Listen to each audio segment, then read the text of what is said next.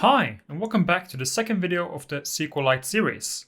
So in this video, we're going to talk about inserting rows into our database. In the first video, we made a database, that's great, but our database is empty, so we really need to insert some data into it.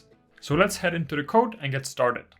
So here I've opened the second file. You can still see that we have the music.db from the previous video. Now let me just close the file explorer so that we have a new file here. So basically this is the code that we had in the previous video, and here I've also made a list of songs. So this is a list of tuples where each tuple contains some information. So here I have a song title, you have the song artist, you have the album name, you have the release year, and also you have the duration in minutes.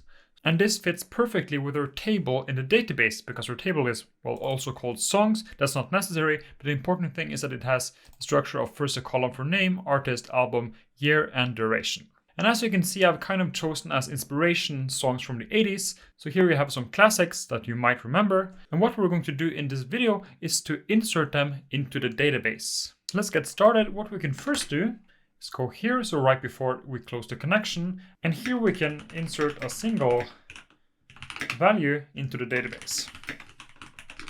So we go to the cursor and use the command execute. Again, the execute command is used to execute SQL commands. So here we use the SQL command for executing the creation of a table, and now we want to use the SQL command for inserting rows. So this is the command insert into. So insert into first needs to specify which table we should insert into. So far we only have one, and that's songs. But remember that a database can have many tables. And then we need to specify the values. And the way to do this in the SQLite interface in Python is to specify question marks here as placeholders. We have 5 of them. And then as a second argument here, we specify songs, and then insert one of the rows. So songs at 0 will be this tuple here, as you can see. And this tuple has 5 values, and each of these will kind of be unpacked and placed into here, here, here, here, and here in that order. And then finally, after inserting something, we also need to go to the connection and then commit. Think of committing essentially as saving the state that we're doing. So first we're inserting, and then we're saving that this should be committed. And now, if I save this and run the program, then that works fine. Now one row has been inserted into the table. It is actually in the next video that we will start selecting rows back from the database. We'll have to wait a bit, but in this video I just want to show you also a few alternative ways of inserting values into the database. So this is kind of the most basic one that you can do. This is inserting a single value. But then the obvious question becomes, how do I insert more than one? Here I have a songs collection of 5 songs. I want to insert all of them. Do I really need to make 5 statements? And then there's really 2 ways to go about it. One way is to use Python logic. I mean, this is just Python statements. So I can insert more of these by just using a for loop, for instance.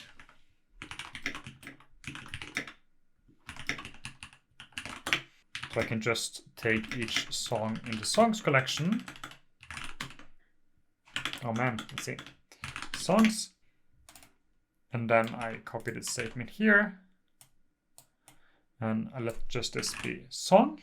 And then, for instance, I can commit after each of them if I want to, like this. And now if I run this, all of them will actually be inside my database. So this is kind of the Python way of doing it. This is nothing new. The disadvantage of doing it this way is that this is pretty slow when you have a lot of rows to insert. Then you get a lot of function overhead that you want to avoid. And there is a way to do this, and that's a special command called execute many. So we can also insert all values at once with what I call a batch statement. So this does all of them at once.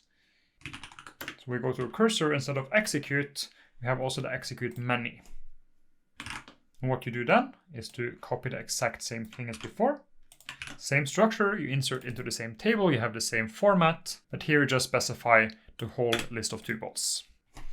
And of course, as always, we need to commit.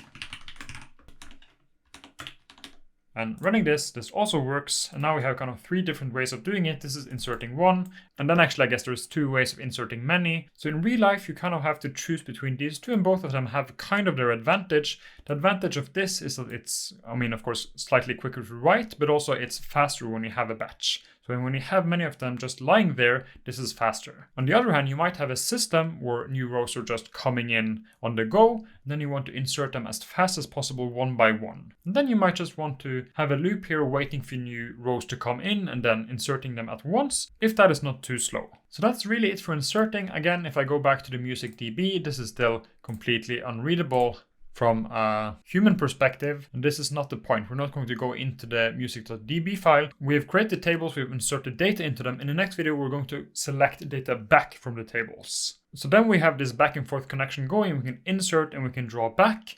That's kind of the starting point for doing a lot more cool things with databases. So I hope you found this interesting, and I'll see you again, of course, in the next video.